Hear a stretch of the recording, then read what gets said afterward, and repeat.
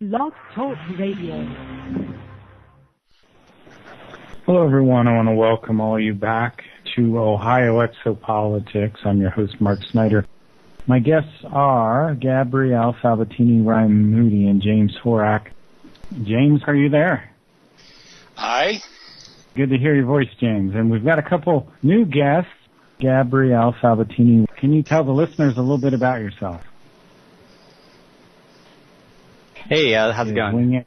My name's Gabriel Sabatini. I'm a LMU film production major, and I basically have done a lot of personal research on the topics of police brutality and following closely with Second Amendment activities in California, along with just national news about police shootings. So that's sort of my interest of this last 2 or 3 years. So I'm hoping I can have some insight on that topic. And Gabriel, tell him about the video you made. And yes, I've also done a documentary. It's not fully released, but it's on Vimeo called Use of Force, and it's basically about the issues that people run into when they encounter violence with the police, what kind of repercussions they encounter on both sides, the police side and on the civilian side or citizen side. And it basically goes into some of the issues that we face today in our police force and as citizens walking around with the police in force. So it's hopefully an eye-opener for most people. I have the perfect clip. Sorry to interrupt you. I have the perfect clip that talks about it was a video made live during the second shooting at Ferguson. And I don't know if you guys know about that. And I know we've got another caller here, Ryan Moody, correct? Hello, Ryan. Welcome to the show. Welcome to the show. I'm going to play this clip, and it seems apropos if you want to talk about police brutality today. This is a shocking clip. Let's listen to this. The police gonna pull up. Y'all call the police? I didn't want it. We bagging up. He got a gun out. Oh shit. Oh shit. Oh shit. Oh shit. They got the guns out.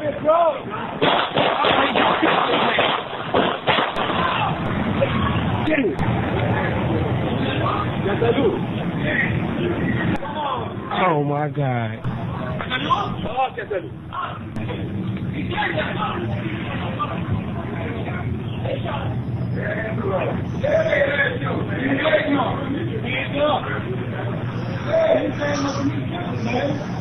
They just killed him.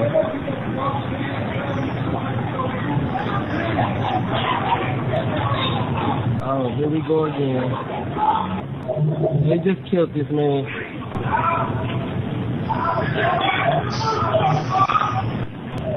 He's dead. Putting him in cuffs. He's dead. Oh my God. They just killed this man. He didn't have a gun on him. Now they're cuffing him. He already dead. He already dead. Y'all see it for yourself. The man is already dead. They're cuffing him. From the time it started in everything. Oh my God. They just killed him, y'all. He's dead. This is just like, I don't even know what to do. Oh my God. He's still holding his gun out. The man is dead. They could have tased that man. They shot and killed that man. Oh my God. This is crazy. I don't even know what to do. Yep, got it. Got back up. Oh my God. Back up to the corner right now, please. You can smell the gunfire. We bagging up, sir. No, he's dead. Fucking honey buns, dog. That shit over 2 fucking sodas, y'all. They could have tased that man. Y'all see that for yourself. They could have tased that man. Oh my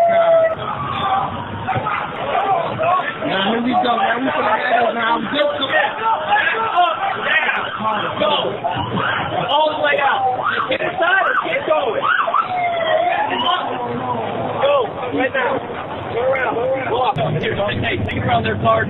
This whole time. Get over here and climb. Come over here, man. Come on. You down. Hey, come over here. Come on. Get your ass over here. Get away from that. In the United States, it seems we are descending into a police state, and I was very impacted by this clip, and I've played it on several shows, and I wonder if I could get James Horak to comment on that. I don't think it's the best example, and I'll tell you why. Because the young black man approached him in a threatening way, making gestures and asking to be shot. They see something. Yeah, he was asking for it. Not that the cop should have shot him. A lot was wrong with that. But if you want to live in a society that is gathering speed towards a police state, the last thing you want to do is do something stupid like that, because police protocols are changing as we speak. And that was not the best. The best examples are where people are peacefully demonstrating and agent provocateurs create a disturbance and the police go nuts and near beat some people half to death.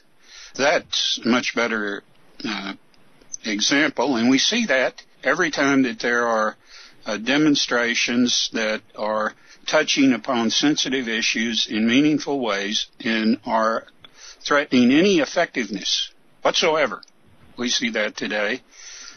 There is a history of this in the United States. If anyone was at the Democratic Convention in Chicago in 1968, they can tell you that they saw brutality that won't quit. Then there was Kent State and the lies that were told by the media to try to cover that up. All the kids that were killed were at least 100 yards away from any of the shooters, the National Guard, that shouldn't have even come on that campus with ammunition.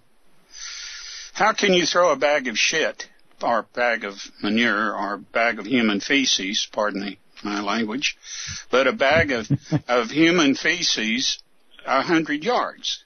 And that's what the media was touting. Oh, well, they were being assaulted by these students who were throwing bags of doo-doo at them. And, I hate it when that happens. Yeah, I was living in Ohio at the time, and I went up there to a little town called Silver Lake, which is on the outskirts of Akron. And I talked to people who were there. There was no threatening gestures made by the students towards the National Guard at the time. There was a commander who went haywire, and they were looking for trouble. They created the problem, and then they shot on these students without cause. Do you remember the song "Four Dead in Ohio" by Crosby, Stills, Nash & Young? Yeah, I do. Gabriel, do you have any comment on any of this? You're doing films on this right now? I did a documentary on police brutality and, police use of force, their guidelines sort of how they deal with this, what the protocol is. And as far as my comment on the video, or the clip you showed, or maybe like on the student protests, which one is it? Which comment on which? Ferguson. You can comment on both if you like. Comment on the second shooting at Ferguson. I had someone say earlier on a presentation at my school, we watched a movie about a shooting, that one that happened on the subway. That guy got shot in the back when he was handcuffed, and he later died. And there was a movie that showing, and the director of that movie showed up at my school, and he was saying about this particular, if you notice the guy, he's waiting there with like a Pepsi or something. He's waiting there for the police to show up. He knows they're going to show up any minute now. And he said that if you notice the guy with the knife, he actually looks back at the crowd and walks away from the direction of the crowd towards the buildings. And it seems like he didn't want anyone else to get shot except for him, and that he knew that, if they shot at him, any bullets that missed would have hit the store owner and all the witnesses behind him.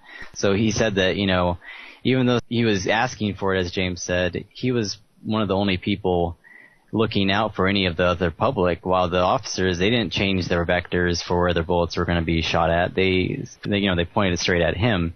and that was towards the crowd and him. So he was the only one really concerned for the public in that situation, even though he was the one prepared to die, apparently. And that's one take on it. I don't know if it's true, but, you know. I couldn't tell from the film if the guy even had a weapon. I couldn't tell if he had a knife. He may have had a knife. I don't know. Probably like a little tiny pocket knife. Yeah. They could have tased him. They could have done something. They could have shot him in the leg. There were 2 policemen there with their guns drawn right there. That's the thing. There's no protocol that says, hey, when he has a knife, you can only use your taser. You know, like, and I could have said, hey, you grab the taser, I'll grab the gun. If I miss with the taser, use the gun, you know, but, like, they don't have to take that risk if they don't want to. And, you know, I guess, hell, it's more fun when you just, you know, just unleash, right? I don't know. I mean, who knows what the driving force behind pulling the gun first is, but either way, say if you were with a knife and somebody else was on the street, I mean, in California, I mean, isn't there the laws about, like, if someone comes at you with fists, you can only use fists to retaliate or defend yourself with, or, you know, have you heard of those laws? Basically, you can't, it's force on force. You can't, like, use a gun when he's just punching you or something, you know? Unless your life is really being threatened. You can't, like, get in a bar fight and then pull the gun. In other words, most states it's illegal to have a weapon in any kind of bar or place that serves liquor. I guess the point I was making is the police don't have those restrictions. If you come after them with fists, I mean, they can still shoot you. I mean, you could come after them with a knife, and, you know, that's deadly. So they look at it this way: they're there to enforce the law. And anybody that takes issue with them, they have to assume is willing to break the law. So, ipso facto, they're a criminal. That being said, if they're subdued in any way, they don't know whether they're going to live or not, because a person may have a weapon, a deadly weapon, and use them after they're subdued. So they're not willing to take the risk, and they're told not to take the risk. What that gentleman did, that young fella, was not a sane thing to do.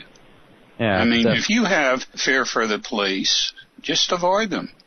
But by all means, be civil, because, you know, they're there to enforce authority. And at the same time, I'm not defending shooting a man 9 times. I'm not defending that. But here is what's really important to remember. And that is that they're taking their lives in tow every day that they go out. And they are taught that they shouldn't take any chances with their lives, that if a person is not going to respect their authority, to be very careful, be very cautious around them, and if they make a threatening gesture, to defend themselves effectively. And effectively, in some cases, means deadly. It's sad. It's a sad commentary on the times. But that's just the way it is. And it's not because we have guns that it's that way, because you can kill a man as quickly with a knife or with a broken bottle as you can with a gun. So guns, you know, guns are funny issues. But the police are armed with guns. And, you know, it's a kind of contradiction if the police can have guns, but the citizenry can't. The law-abiding citizenry can't. You know, there's an old saying that if guns are outlawed, only outlaws will have guns. Well, that's a big, big saying, and it's absolutely true. And you've got these issues surrounding this caste system that the police observe that confuses issue after issue. There are a lot of police that respect our rights to have guns. There are a lot of police that don't go along with this, but they have a code within this caste, and that is to protect an officer even when he's wrong. You know, when they outlaw guns, they don't stop. Like some of the cities that have outlawed, you know, carrying guns on you, the police still carry them. It's like if you just, and all you have to do is say, so if they're outlawed and no one has them, why do you have them? Oh, well, because someone who wants to break the law will still have them. Gun control is bizarre. Gun control is just totally out of step with reality. And every country that has enforced gun control has actually raised the incidence of violent crime, because the criminals who commit these violent crimes know that the victims can't be armed. They never had these Home invasions. Where these, they never had that in London until they got all the guns. And then it went out of sight. And these are the most violent kinds of crimes that are committed.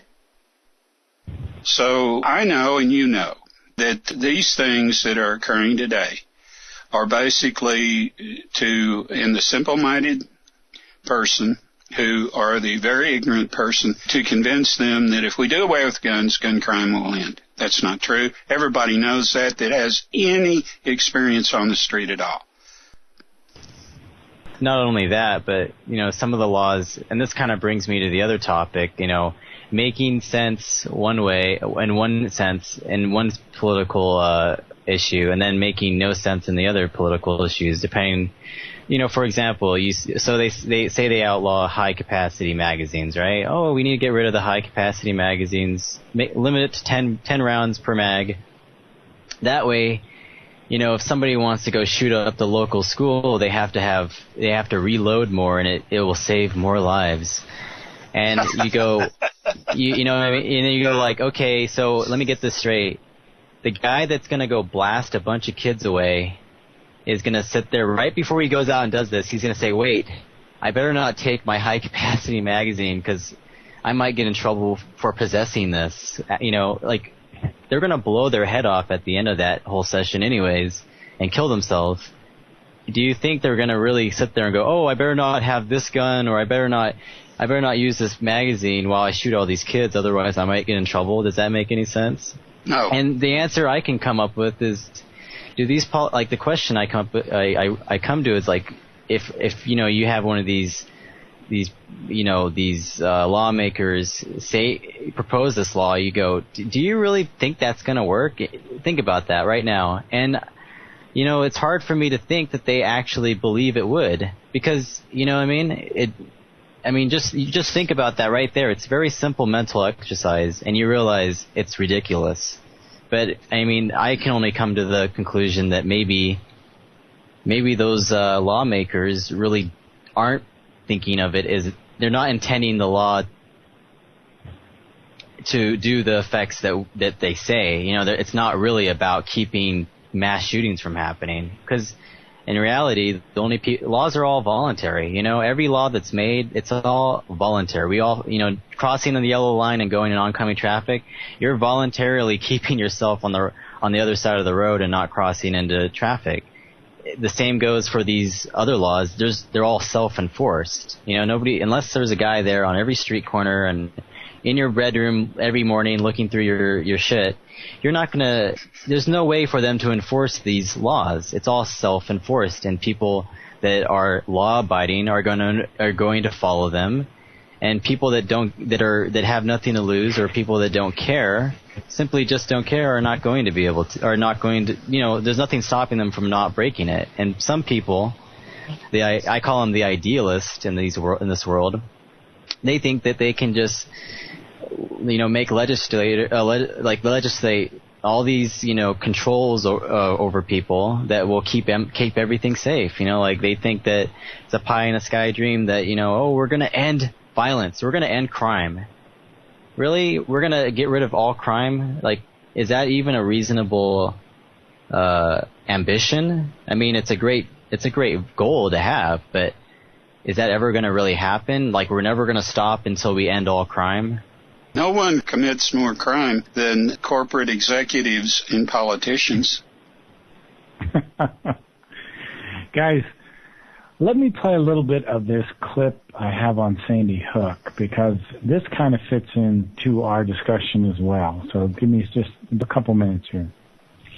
Jim Bedundy for Infowars.com, and we're at the city of Newtown, Connecticut. They're having a hearing on the Sandy Hook incident, and with me is Wolfgang Halbig. How you doing, sir? Oh, great. Thanks for seeing me again. Absolutely. I just got a couple of questions today. One is, what inspired you? What led you to start investigating Sandy Hook? Well, you know what? I didn't have a chance to tell the school board members tonight, but you know what? When the Connecticut State Police sends police officers to my house, and they threaten me, and they tell me that I can no longer ask questions about the Sandy Hook school shooting. I kept thinking, isn't there freedom of speech here somewhere in America? I'm a naturalized U.S. citizen. I think that's what called the First Amendment, right? Amendment. You know what the board members don't understand is they send police officers to my house, so guess what? I'm coming to their house, and I'm simply asking, okay, why in the world would you not respond to simple FOIA requests? And why would you not even return phone calls?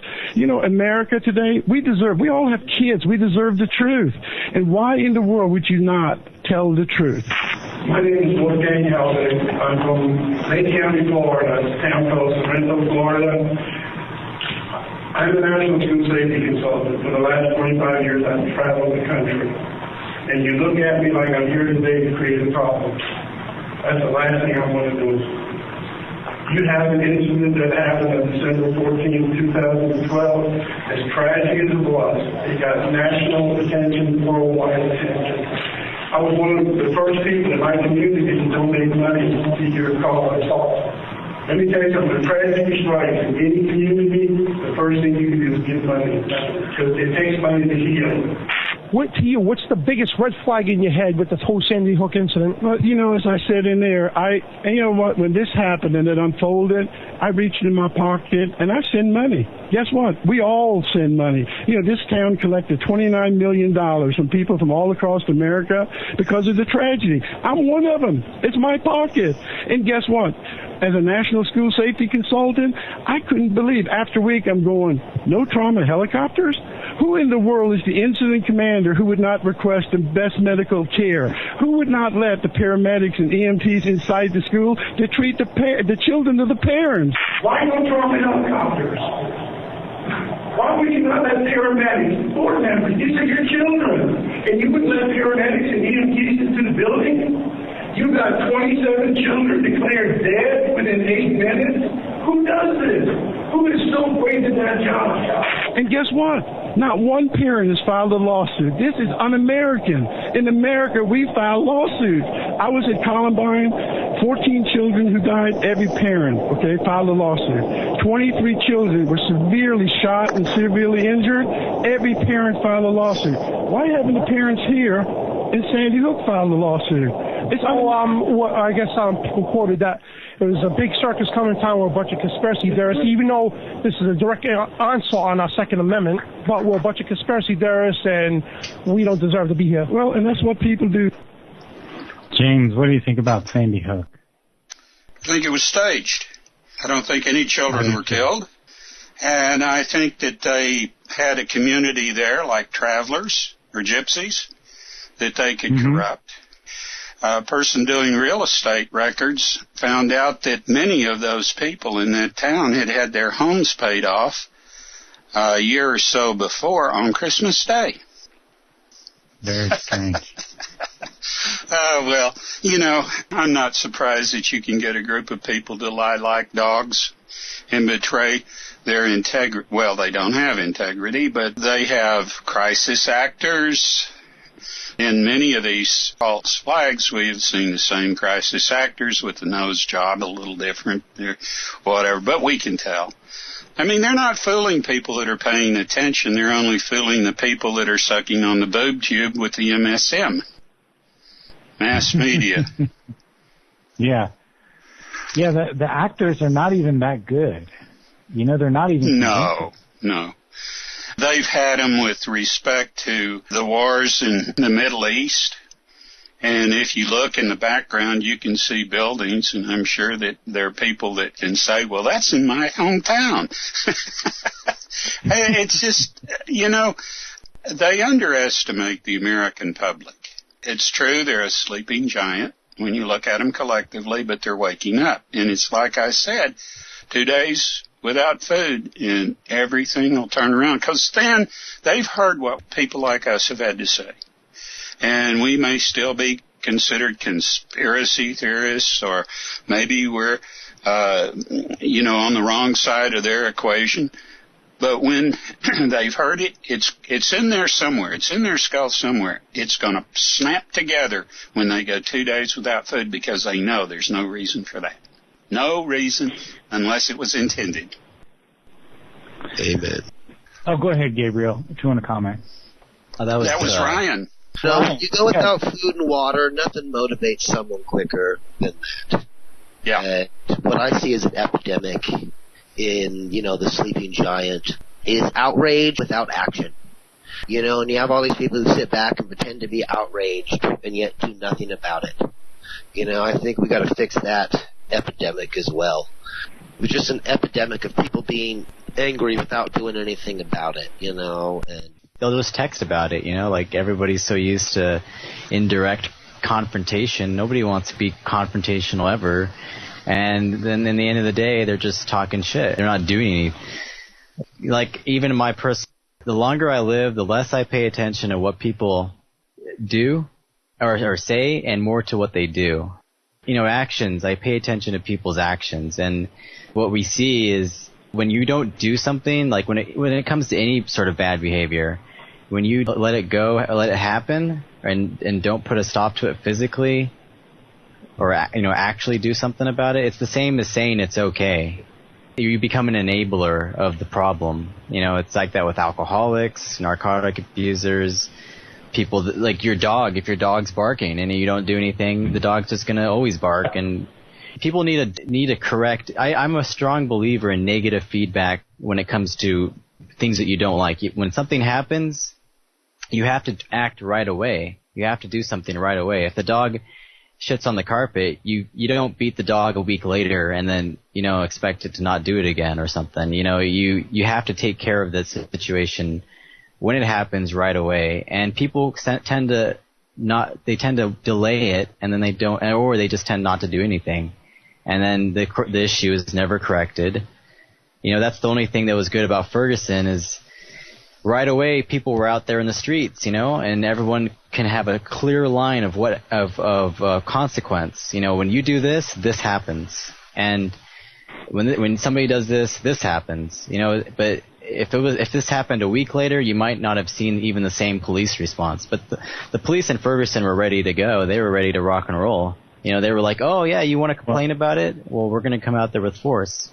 And that actually bit them in the butt, because the media saw these amped up police officers, and that made this issue a more national, in public awareness issue. One thing I would like to hear or know about is what that shopkeeper told the police when he called them in Ferguson. Did he say that he had been threatened mortally or not? Wasn't there something about him saying that he never was robbed ever? It was just... Well, there's a video when this young man is leaving the store. He pushes the shopkeeper. But there was no weapon. There was no actual threat of any more than that. But he pushes him like the guy was trying to stop him. Maybe he thought he was taking something, and he just pushes him out of the way and walks out. But maybe he exaggerated when he called the police. And the police thought that this guy was armed or violently belligerent. It's the only way to get him to show up anyways, right? Yeah, that's what I'm thinking. I have a clip here. I think this is a guy named Dorian Johnson, who was an eyewitness account to the Michael Brown shooting in Ferguson. So let's listen to this. We wasn't causing any harm to nobody. We had no weapons on us at all. Dorian Johnson says he was walking home from a convenience store with his friend Mike Brown. They were walking on the street when a Ferguson police officer from his vehicle told the boys to get out of the street. Johnson says they kept walking, causing the officer to confront the boys, first from his car, then got out of the car, firing a shot.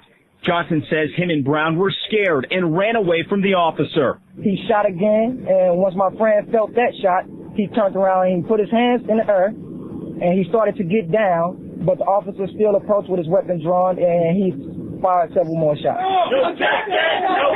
Instantly, hundreds gathered, angered and saddened by what they call a complete overreaction by the officer. Now a family is demanding answers. You took my son away from me. You know how hard it was for me to get him to stay in school and graduate. You know how many black men graduate? Not many. Because you bring them down to this type of level where I feel like I don't got nothing to live for anyway. They're gonna try to take me out anyway. The crowd became more angered, even someone firing shots. No one was hurt. Meanwhile, Brown's body laid in the street for hours. The shots that were being fired were very close to that scene, so we needed to make sure that the crime scene was safe. That's why we called for the additional officers so that we could safely, without conflict, move everyone back far enough. Ferguson Police Chief Tom Jackson says the St. Louis County Police Department is handling the investigation into the officer shooting and says as standard procedure, the officer has been put on paid administrative leave. We do want this investigated fully, and that's why we asked for the outside help to do that. James, can you comment on the Michael Brown shooting? Well, I saw the video, and it doesn't appear to be exactly like the other gentleman described. What I saw was that he is walking towards the policeman saying, "Go ahead and shoot me, go ahead and shoot me." And that's when the officer starts firing. Of course, I think that it was poor policing. Don't think that that officer is fit to be a policeman. A very, very poor judgment. I think he was hysterical. Just judging by the fact that he tried to put handcuffs on a corpse. He was in hysterics as far as I'm concerned. It's the only explanation I can have for that. That was the second shooting that you're talking about. This was it the second? Okay. Yeah. This is the first shooting. I've heard different accounts. I have too. I've heard so many different accounts. But the one I saw doesn't suit that scenario. I mean, who knows really what happened with that guy? I mean, but either way, I mean, you have a bullet, or you have a guy who got shot a bunch of times, you know, and from what I've heard, for no reason, you know. Well, he didn't have a gun on him, and either way, it would have been back to square one. Well, too much discretion. I felt threatened, so I shot him because I thought he was going to kill me. Well, you know, it's pretty easy to kill someone when that's all you need to say. And I mean, people have said that I think I read somewhere that there was a 2-second delay after he put his hands up before he was shot again. And I think that's when he was shot again in the head. But you know, there's so much information, misinformation, people trying to cover for everybody. I mean, you know, I think maybe it's sort of it was that the way the police handled it. It was meant to be sort of confusing. There were so many different stories to go around. You know, everyone's it's just going to blur together, so everyone just goes, "Oh, well, who knows what happened? The guy was asking for it. Boom, end of story." You know. In Ferguson, we had 2 shootings, and we have mixed information on both. But I wonder if somehow this event was created, or they somehow, I mean, not a staged thing like Sandy Hook where no one was killed, but an event where they kind of put the people in place to cause this to happen. James, am I way off? What do you think about that? No, I don't think you're way off. Of course, I go into what I jokingly call the paranoid punk pig mode. When I saw the video and then I read about both cases, I don't believe in coincidence. And, you know, people that don't believe in coincidence are, just by virtue of that, to most people, conspiracy theorists, right? You know? But I think that easily it could have been implemented to happen because you had a policeman who shouldn't be carrying a gun. Number one. Mm-hmm. You have a scenario where you have a young man that behaves like a lunatic.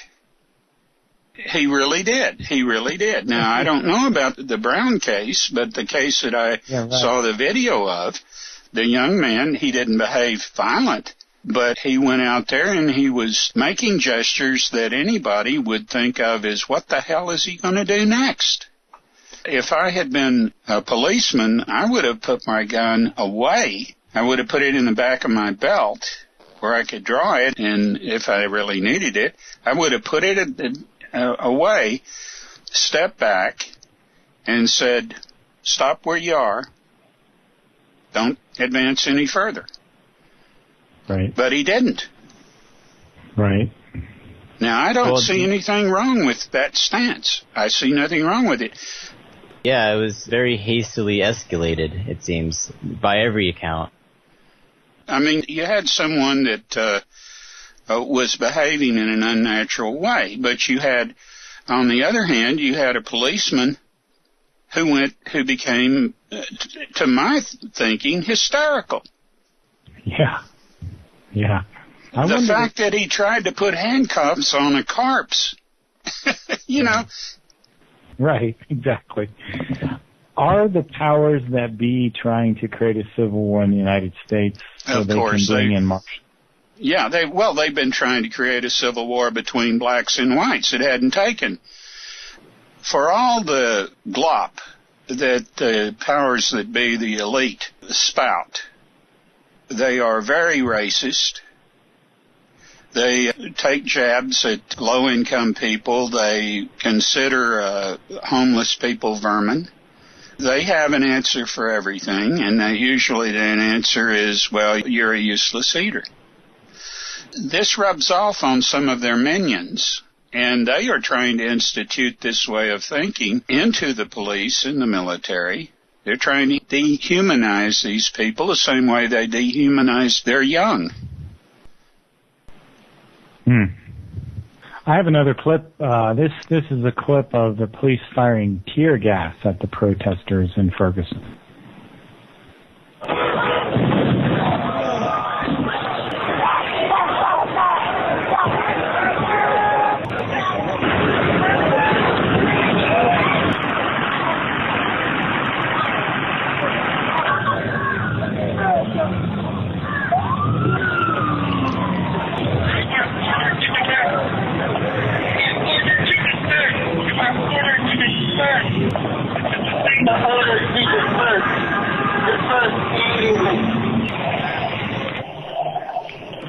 Didn't they actually fire tear gas at the media as well?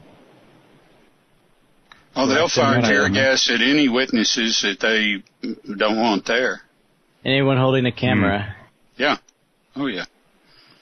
Gabriel, you know what I would recommend as an approach to your study, and I know you have made a spectacular video, and I know you got what it takes. So when I worked for the Postal Service, I wondered about some of their methods. So eventually, a supervisor I worked for, who I liked, I was asking him about a couple of things, and he said, you ought to look up the studies that are done by the think tank that the Postal Service uses. And I said, who is that? And he said, Westinghouse. So I did. You need to find the think tank that is creating all these symposiums that they're sending the police to, and read their crap. You really do. It'll be very eye-opening. Well, aren't the veterans considered the next terrorists? Oh, yeah. Yeah, because they know how to defend themselves. Anybody that can effectively defend themselves is a potential terrorist because they can resist effectively. And if there wasn't something to resist, something that these people felt right in resisting, there wouldn't be any problem, would there? But when you're going to mandate vaccines that are known to be poisonous, when you're going to try to chip everybody, when these people have investigated and found out, well, if that chip is turned off, I can't get anything. I can't get food. I can't get what I need to pay my rent or whatever. You know, it goes right back to the biblical admonitions, doesn't it? And there are people that are still influenced by those biblical admonitions. And, of course, the powers that be that want to institute the New World Order want very much to follow the book of Revelation, because the faithful who are waiting for the rapture will sit on their hands to be delivered unto the gates of heaven, right? They'll do nothing. They'll do nothing. Your and reward of course, will be great in heaven. Yeah. Oh, yeah. Well, and then the woo-woo crowd of the alternative media is just as bad. Well, just think wonderful thoughts and... Bleed your heart out. Oh, yeah, yeah. You know... what I can't stand is the, bleed your heart out, cry as loud as you can in the streets on your knees, and hold up your sign that says, "Stop beating me," while the police officer beats you and takes you away and pepper sprays you. We saw some of that from the hippie crowd, sort of, and they had the right idea. At least they were out there and they showed up. But like with the Occupy Wall Street movement, well, they don't understand how far it is, how bad it is. That when the police become a bigger problem than the demonstrators, they don't need to be there.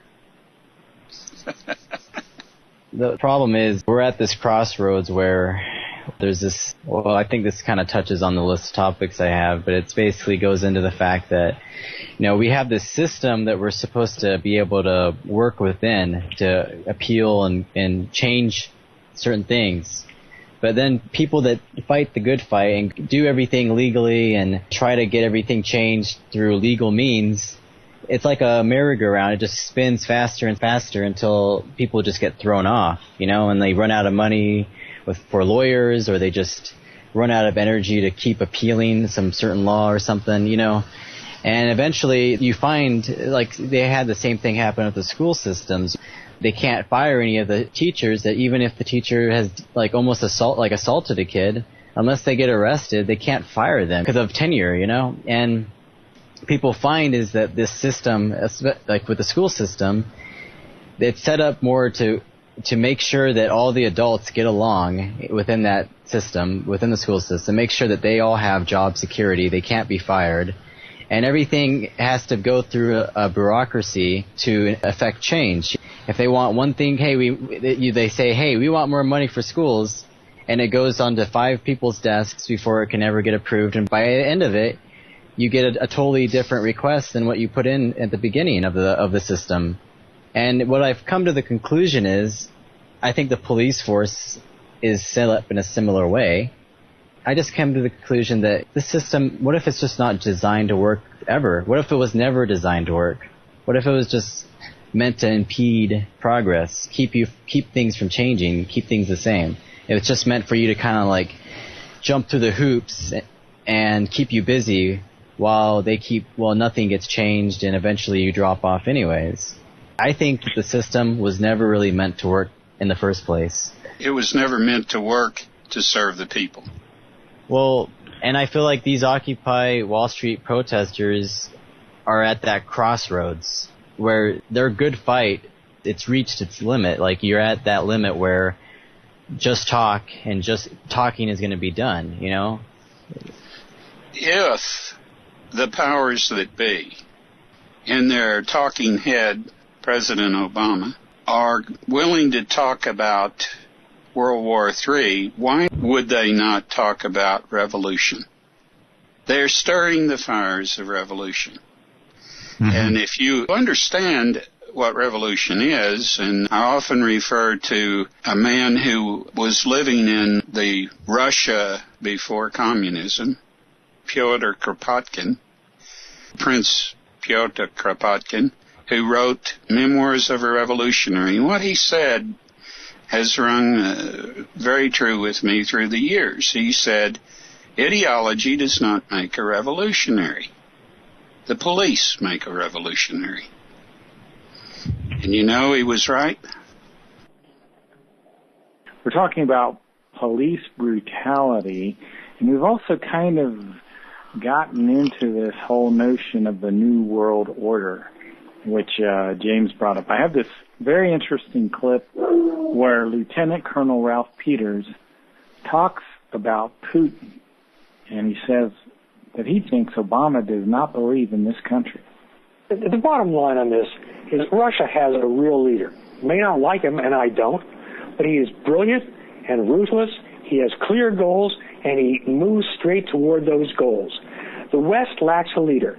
Like it or not, the President of the United States is the de facto leader of the West, and our President just is he's incapable and unwilling to lead.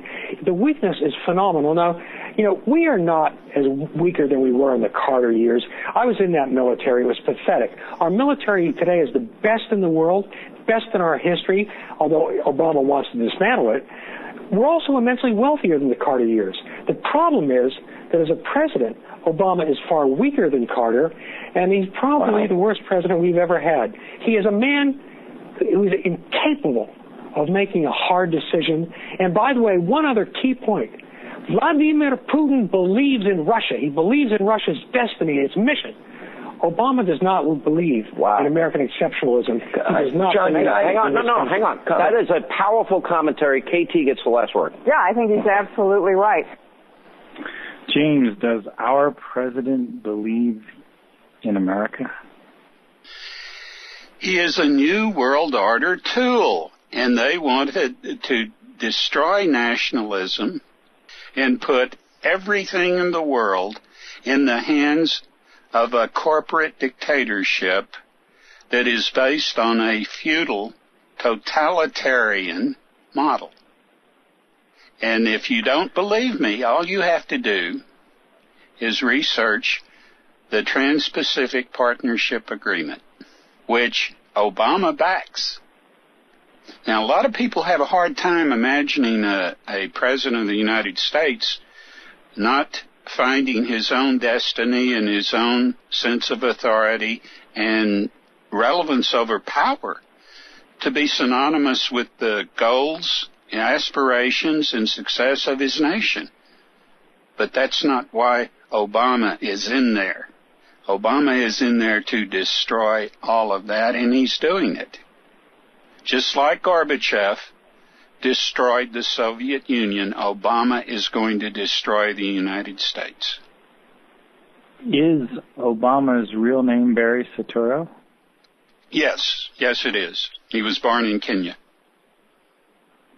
Was he put in power by the CIA? Yes. Or the NSA?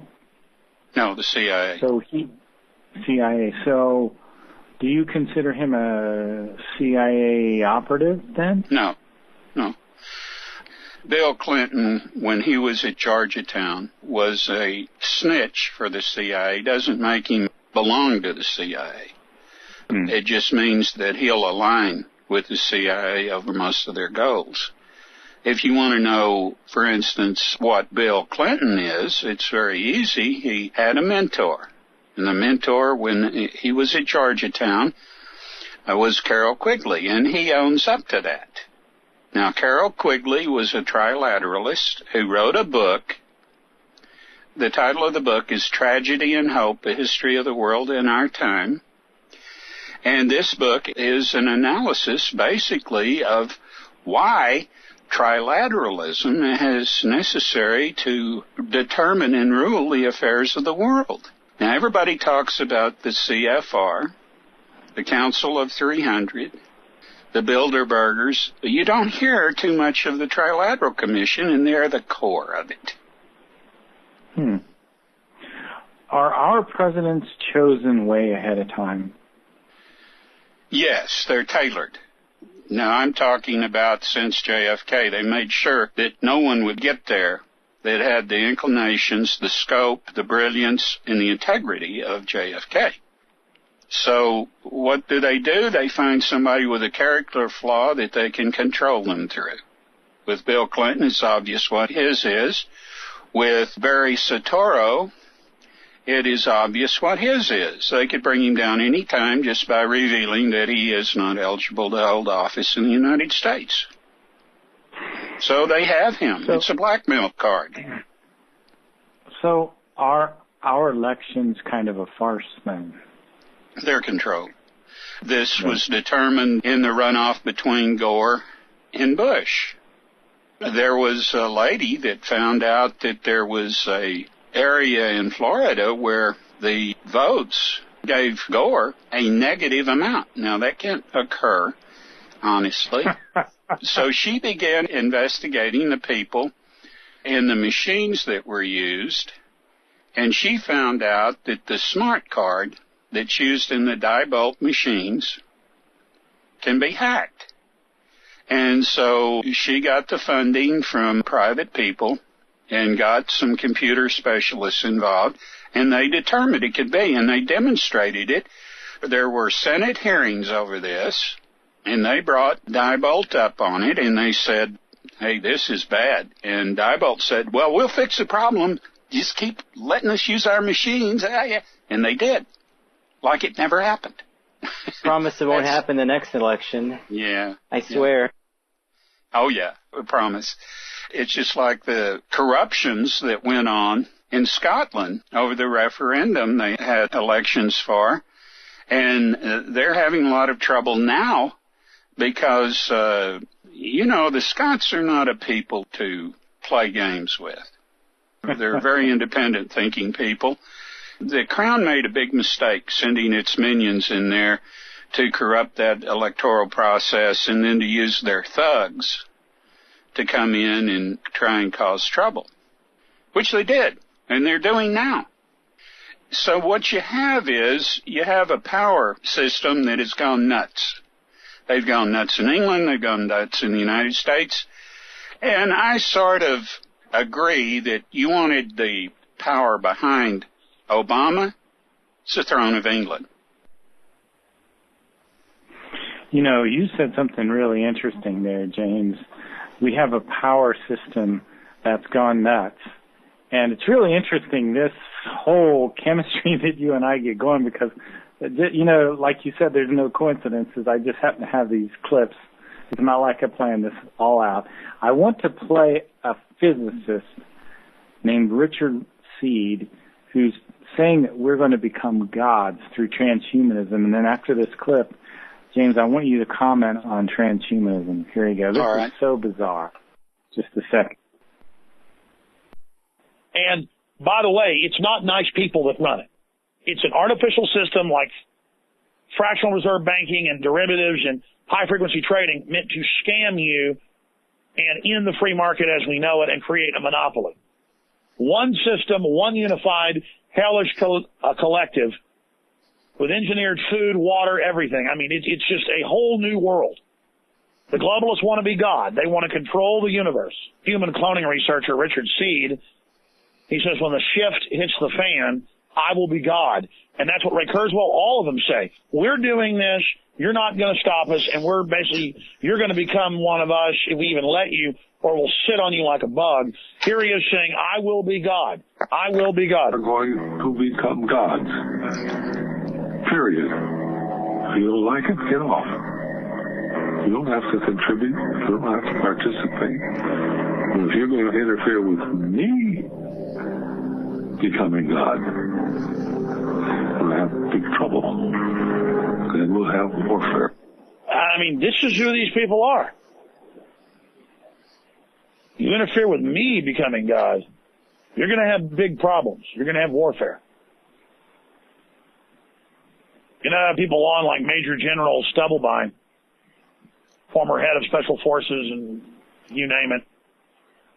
And he's like, no, the elite are obsessed with life extension. Of course they are. And they believe they've got to build this to get it. And the point is, we aren't in the equation to get the resources. You're not going to get the life extension. Look at Obamacare. You're going to get a cane instead of a knee surgery. Yeah, you get free health care. Here's some glasses. You don't get eye surgery. A power system that has gone mad. That's what you said, James. And Richard Seed is the perfect example of the insanity of the elite. Can you comment on this whole trend? Well, I'm surprised that Alex Jones hasn't figured it out. But, of course, he's an alarmist and, to that degree, a gatekeeper. But let me say this. Transhumanism is another delusion, like the escape that the elite think that they can use to avoid the results of their messing up the earth. Transhumanism only came to the fore after Fukushima because they know that they have caused an extinction event with Fukushima. They know that if it's uncontrolled, it will end all mammalian life on this planet. Plus, there'll probably be other reactors that contribute too. But what transhumanism is, it's a self-delusion that we can use science and we can use technology to survive Fukushima, although, of course, it's only going to be available to the elites. But we can do that, and that'll make us synonymous with gods. And, this horse manure, it's a lie. It's a delusion. They have got to dream up something, and you see, their scientists can only tell them what they want to hear. Science is not advanced on this planet since the military-industrial complex became their almost sole proprietors. Because they're compartmentalized, security, designations, all this. No one can get an overview to get anywhere except the deluded. It's kind of like a catch-22. It is a catch-22. It's not just transhumanism, but dehumanization. Same difference. Right. Same difference. What does that monster say? He says, if you get in my way, he doesn't have to say the rest of it, does he? Right. This kind of goes into the whole cremation of care thing as well. Exactly. Why has it taken so long for people to figure out what cremation of care means? It means a destruction of all empathy for anyone that's not a member of our club. Wow. That's huge. Now, James, you were talking about technology not moving ahead. Isn't it true technology has, but not science. These are two entirely different. Technology can give you methodology. Science gives you understanding. Hasn't some of Maxwell's equations been hidden from us, and we're only given part of the real physics? Of course. Of course. You are fed that electricity is electrons going down like pool balls. Bang, bang, bang. They're right next to you. That is the biggest crock there ever was. If Tesla could broadcast electricity, then it's a field. It's not electrons. It's a field, right? That's really interesting. Wireless charging has really come of age these days. Yeah. Japan was talking about putting solar panels around. They put it out there as a theory, that, they could beam microwaves back down to Earth by putting solar panels up there, If it's just bowling balls or, just electrons, then how do you really do that? Unless it's a field, Yeah, it's a field. The mind. People think the brain is the mind. The brain is a lump of meat. The mind is a field created by the brain. Wow. I can give you an example. I wrote an article for UFO Updates, and I wrote two. There was two companion articles, one where I showed an example of this man having all the brain removed above the brainstem and becoming a veritable genius. He was a colonel in the UN, and during a relief effort that he was leading in North Africa, it was being filmed. The UN wanted to make a promo film out of it. And his beret blew off, and his whole side of his head was sunken in massively. And when some anthropologists saw that, they said, oh, my God, that's an example of Stone Age trafficking. And so they arranged to contact him and find out where this had been done, the tribal shaman that had done it, and went to see him. It never occurred to them, how can this man be a genius? And he was. He hadn't been educated. He had had numerous head injuries from mock warfare with other tribes in his region. And finally, the shaman did this massive trephining on him and had to remove his brain because it had bone in it. And he learned all these languages afterwards and got a commission in the UN. And his wife, when they go to visit this shaman, they come across his wife, and she explains all this. And about all these other men in the tribe that have had this. And they're good men now. They were drunkards. They wouldn't work. And all these women standing around, they wanted to protect that shaman. You cannot find that video now. Some of our science, some of what passes as science is kind of a joke, don't you think? It's all a joke. Your cosmology of the universe is based on Greek and Roman mythology. Yeah. Explain that. Elaborate, James. Please elaborate. Well, for so long, it was a sin to talk about the sun being the center of the solar system. Right. And, along comes Copernicus and Galileo Galilei, and, Galileo Galilei got in trouble because he saw moons around Jupiter. He had a little telescope and he could see it. And so, he wanted to talk about it. So he was excommunicated. He was brought before the Inquisition. Well, it hasn't changed that much. My deceased friend, Kevin Smith, did a show on 3 planets that are in the solar system that have never been admitted as planets. Really? And then there was a symposium, and at this symposium, an astronomer got up and started talking about them. And he was walked out of the building, and everything he said was removed from the record. And Kevin started doing some more study, and he found out that everything that an astronomer finds out that's new, whether it's a new planet or comet or whatever, he has to send all of his work, all of his notes to the Office of Astronomical Telegrams. And they will decide whether it's made public or not. James, do you think Kevin Smith was killed? I talked to him the day before he died. And he was in good spirits. He was looking forward to something. He had something on his mind because he asked me if I'd be on the show with him on Monday. And he had something in mind, I think, because he was excited. And I said, well, what do you want to talk about? And he said, I haven't decided yet. But he had something, and how I wish that we'd gotten into that. But in the discussion, he said, well, I was told not to drink any coffee and cut back on my smoking. And I said, well, you don't drink that much coffee. When you stayed with me, you were drinking maybe as much as 6 cups a day.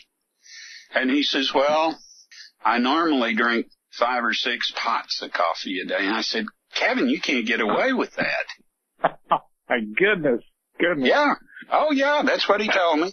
And so I guess the reason he didn't drink any more coffee than that is that's all I drink.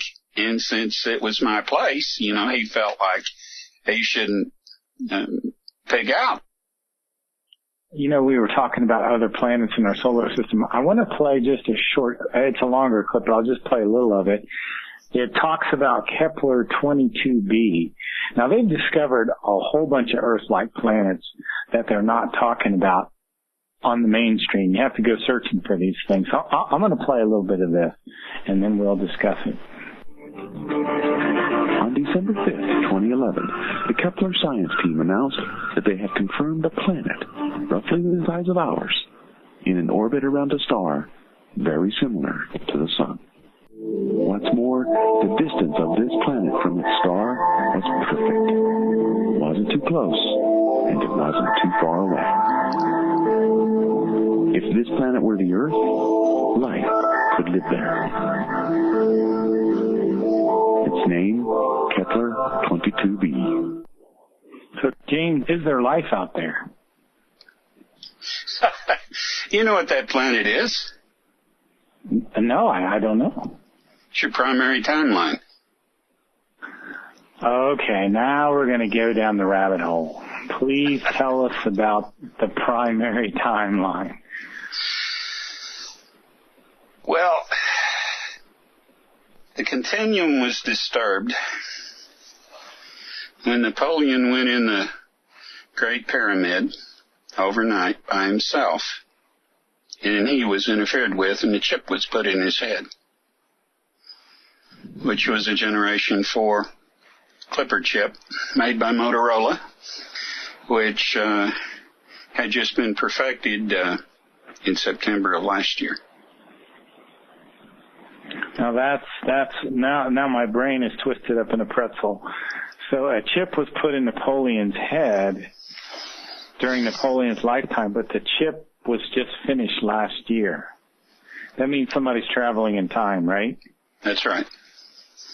And when you do that, and you affect the continuum, what happens is you create an offshoot timeline.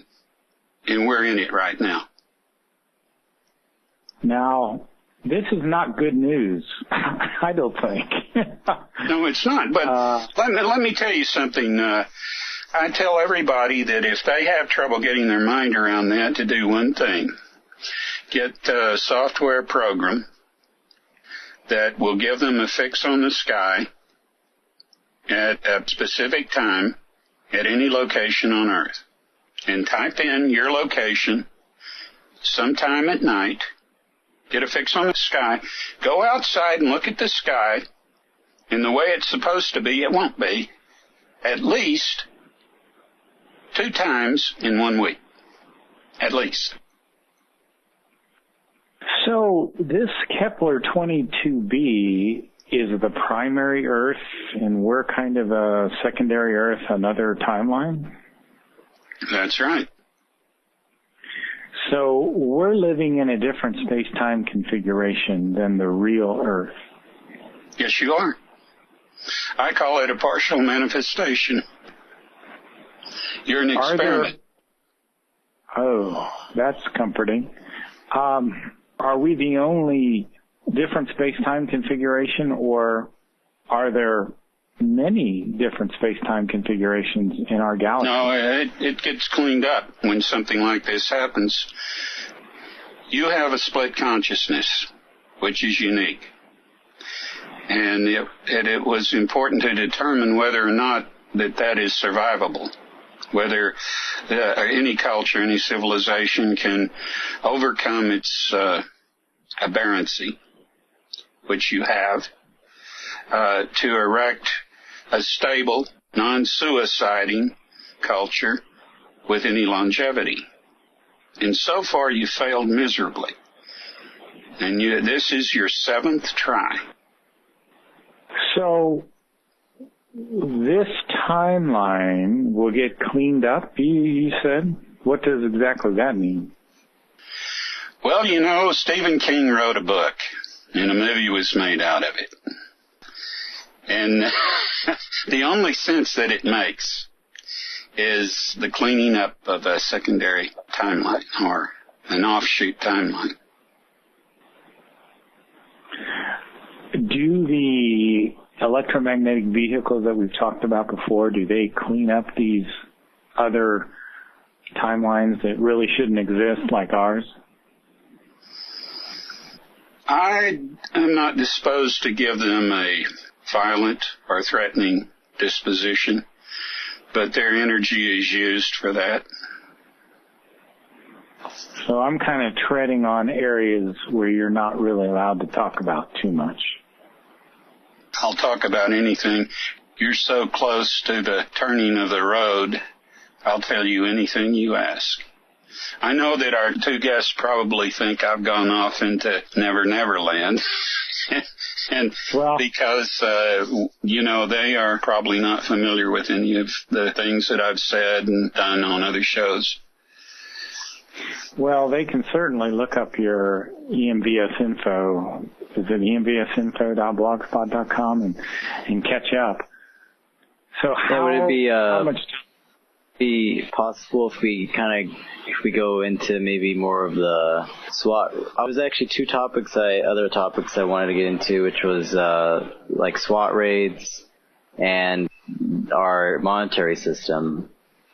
Yes. Why don't you do that? Because I'd be very interested in what you have to say. You're a fresh mind on this. Yeah, well, I was just going to say about Obama, as far as when you were talking about The thing that kind of stands out about, there's one thing he said in a certain speech, and he said something like, right now, at this very moment, there are terrorists in our country training to take American lives. And I said, yeah, there probably is. There's probably a terrorist somewhere. And then I'm like, but he doesn't tell you what terrorists he's referring to. And then he says American lives. He doesn't tell you, is it civilian lives? What, And you assume that that's what he means. But then you realize when protests are considered low-level terrorism, when militias are considered terrorists, he could be talking about anybody that, wants to shoot back at a tyrannical, say if a militia was training right now, they train all the time to take tyrannical American lives, American lives aren't sacred by nature. I mean, there can be bad American lives that you need to train to take, right? I mean, it's a politicized speech. But here's the question that I want to ask about all that. He comes out and says something like that and then persists in keeping an open border. If he's concerned about that, how can this is so disingenuous. Yeah. Well, and what Ryan was saying was a lot of politicians, what doesn't make sense is they'll make sense 1 minute about one thing, and then the next minute it's like a totally different logic they're following. And as Ryan pointed out to me, he said, maybe that's because it's not really their ideas in the first place. They're just reading off the ideas of somebody else. He's got a good point. And, the whole SWAT team, police raids, we've been getting into this issue. People are training to fight against this type of raid. This raid has been sort of championed by police as a great way to enter someone's house and take them into custody, as opposed to knocking and saying, open up. When in fact it makes it just as dangerous for both the occupants inside and the police. I mean, the police go in and they get shot in the face, and then they try to charge the guy that shot him. Oh, you killed an officer, capital murder, you're going to the gas chamber, bye-bye, but they're the ones that caused it because they didn't knock. You have a big explosion go off in your bedroom and your ears start ringing and you have people in masks around you and you start shooting if you had a gun near you. And they get killed, or the people in the house get killed, and then they blame it on the person in the house. And it's like, this tactic doesn't benefit anybody, but you end up with a tragedy at hand, and that's the consequence for it. But then they want to say, oh, well, it's because their guns are not locked up in the safe. They caused the problem, and then it's everyone else's fault. And then we need to make changes, like we need to make sure your guns are in a safe at home. That way you can't shoot.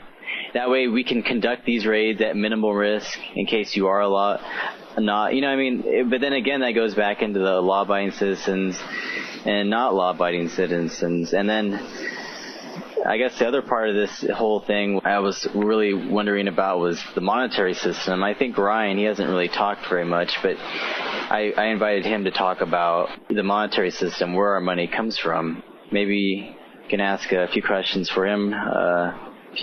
Ryan, would you like to let your opinions out on that situation? Yeah, for sure. When I first started waking up, kind of going through that transition of cognitive dissonance, everything to me, I kept, I just kind of had that old saying, follow the money, follow the money, where's it going? And, I've been stuck on that ever since.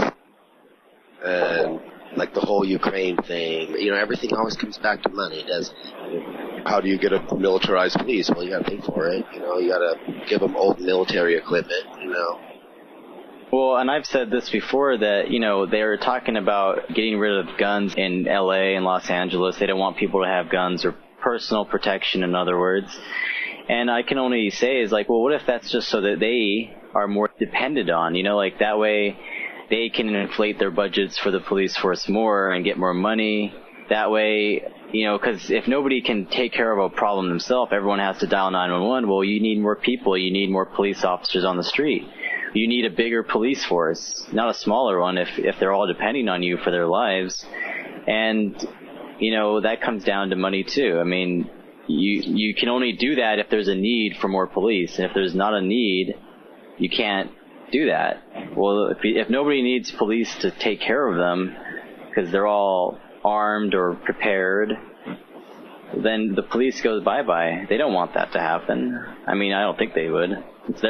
So far, every system that's set up in government is meant for job security. Like, the system is meant to make sure that they don't lose officers, they don't lose teachers, they keep everybody in-house and nobody loses their job. Well, police are there to protect the interest of whatever entity pays for them, whether it's your city or your county or your government, you know. They'll protect an entity above them. And my city is incorporated. I thought mixing corporations and city-state stuff is fascism, you know, in my understanding of a basic dictionary anyway. And so, you know, the police are just there to protect an entity. Of course the city's going to come out and think they're in the right. It's their butt on the line. Ryan, tell us what is fascism? Well, according to Mussolini. No, you got to say it the way you told me. Well, you know, according to Mussolini, it's when a corporation merges with state power. So a good example of that is when a corporation lobbies for state power, that's fascism. And it's looked up to like it's capitalism, but really it's fascist in nature. Allowing a corporation to control the state and vice versa. And we always see that. Right now, Congress is going on vacation. Why? So they can campaign, you know, and promise free stuff that they're going to have to borrow from a bank, you know, and pay with our own interest. And it's just a funny little paradigm no one seems to recognize. Well, and like you said earlier, you know, people say, what happens every time you wake up, Bryan? You wake up and you smell the fascism. I've certainly grown a little more cynical over the last few years. Remember you were telling me that. You're like, every day I wake up and I smell the stench of tyranny and I see a little fascism here and there and there. And I can't stand the stench. And then everybody else just wakes up and they're, oh, what a beautiful day. You know, I've certainly come to the impression that people's fascism detector's broken. Right after the 40s and 50s, I think people recognized it, and it's just been transferred into something else a little bit more socially acceptable, I think. I have a clip here that kind of plays into this whole idea of a police state, fascism, and let's listen to this clip, and then I'm going to bring it back to this topic you guys have brought up. Our reporters went in there with an open mind. Sha'Carri Jackson was going to college for RTF and criminology. His whole family is extremely conservative when it comes to things like the police. And Sha'Carri has told me that it's just outrageous what's going on. So has Joe Biggs, who's a combat veteran, multiple tours in Iraq and Afghanistan, and a war hero, written up in Rolling Stone and Esquire. So he went in there with an open mind. He doesn't hate police. A lot of his friends are cops. This is outrageous on so many fronts how they're trying to spin it. There is video we're going to play here in a moment for TV viewers. For radio listeners, it's up on Infowars.com with our own video of it. We don't just have the video like Al Jazeera has. We have the audio of an Al Jazeera crew with big cameras, lights, doing their news report, being fired at with tear gas and rubber bullets. You see Sha'Carri behind them running away in the video. And then the SWAT team runs up and dismantles. They fire tear gas at them. Then as they run, rubber bullets were then fired. The media doesn't even have that part. Sha'Carri was there. Biggs was hit. And then they run up and tear the cameras apart. So mainline TV crews, folks, who are 500 yards away or more, are being attacked. And I couldn't tweet last night. We went and did a test. Kit Daniels did, set up a new Twitter, sent out the Joe Biggs video, the live feed. They suspended the account, turned it back. So, James, this is amazing what we're seeing here. During the Ferguson riots, the police came up and even started taking down the cameras and the lights of journalists. I mean, this is really over the top, don't you think?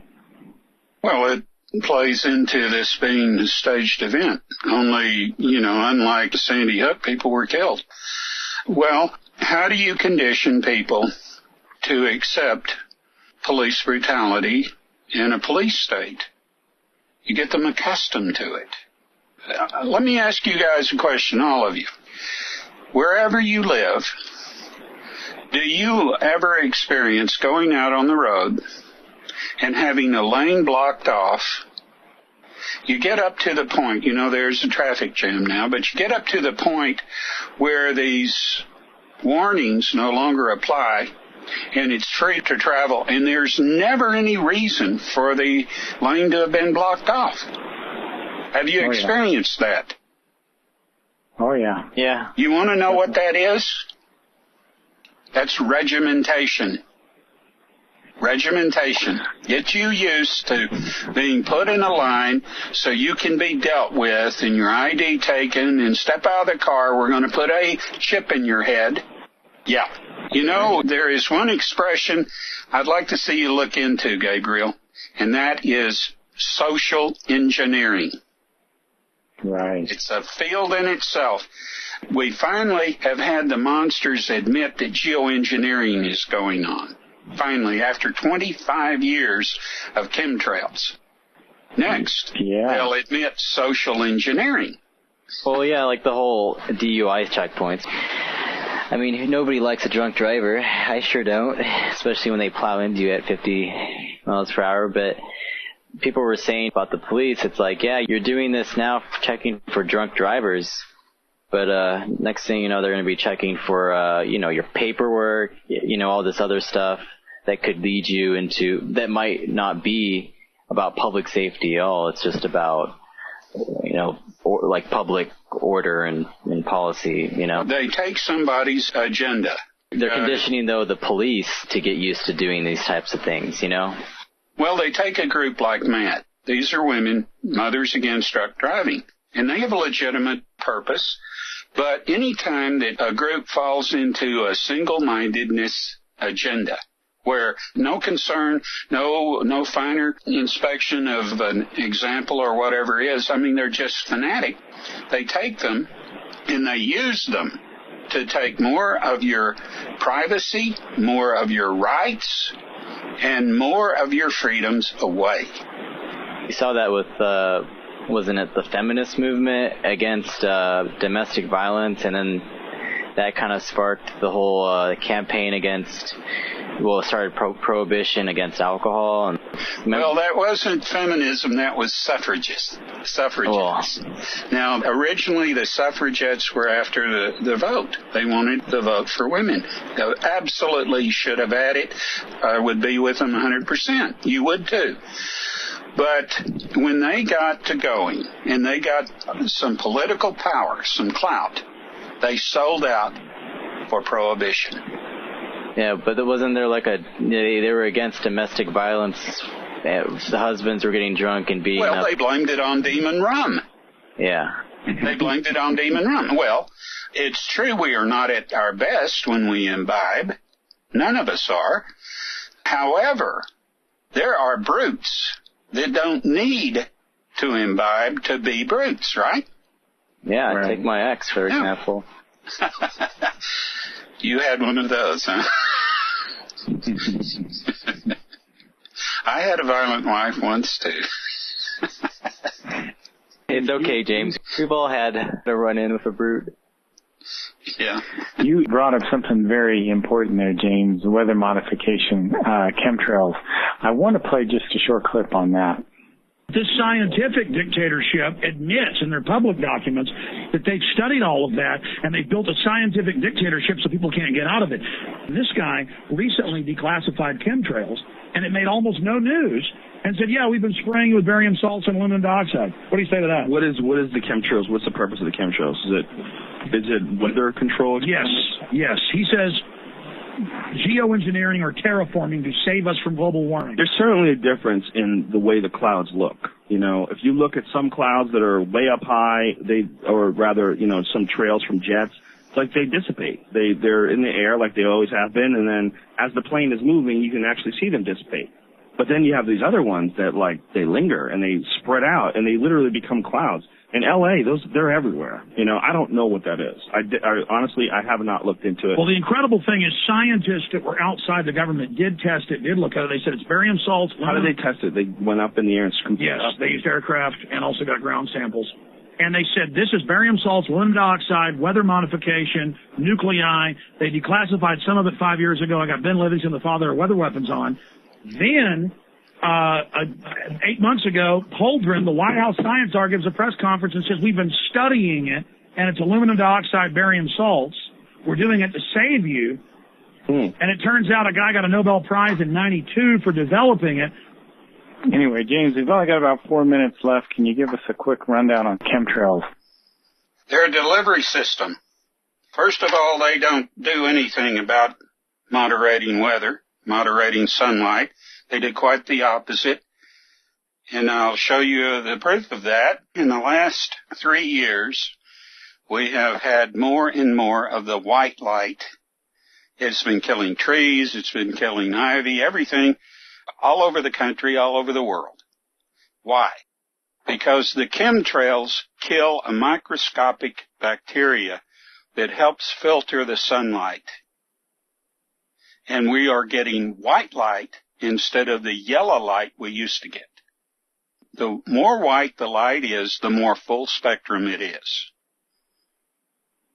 Wow, that's huge. Yeah, now, well, you won't hear anybody else talk about it, but I'm telling you the truth. That's what I was hearing from Geoengineering Watch. And he was looking around our area, and he's noticing the same thing. The south side of all our trees are fried crispy. That's right. That's right. You know.